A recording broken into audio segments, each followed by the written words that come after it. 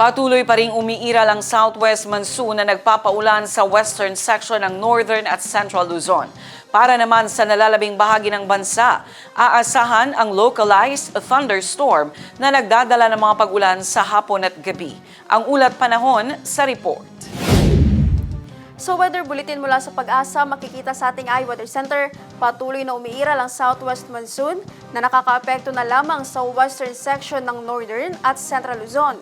Para naman sa nalalabing bahagi ng bansa, asahan ang localized thunderstorm na nagdadala ng panandaliang pagbuhos ng ulan, lalo na sa hapon at sa gabi. Walang minomonitor na LPA o bagyo sa loob at labas ng PAR ang Pag-asa. At para naman sa magiging lagay ng ating panahon bukas, sa Cotabato City, maglalaro ang agwat ng temperatura sa 25 to 31 degrees Celsius at nasa 60% ang chance of rain. Sa Maguindanao, papalo ang agwat ng temperatura sa 24 to 33 degrees Celsius at nasa 40% ang chance ng pagulan. Sa Cotabato Province, maglalaro sa 24 to 32 degrees Celsius ang agwat ng temperatura at 60% ang chance ng uulan. 27 to 34 degrees Celsius naman ang magiging agwat ng temperatura sa Davao City bukas at 40% ang chance of rain. Sa Cagayan de Oro City, papalo sa 26 to 33 degrees Celsius ang agwat ng temperatura at 60% ang chance ng pagulan.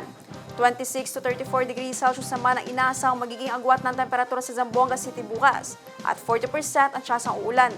Ang Lanao del Norte papalo bukas sa 25 to 32 degrees Celsius ang agwat ng temperatura at 40% ang chance ng pagulan.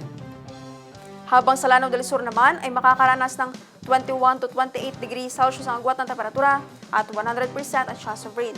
Ang araw ay sumikat kaninang 5:26 ng umaga at lumubog ng 6:24 ng gabi. At yan ang latest mula sa ating iWeather Center. Naphtali Velarde, iMinds, Philippines.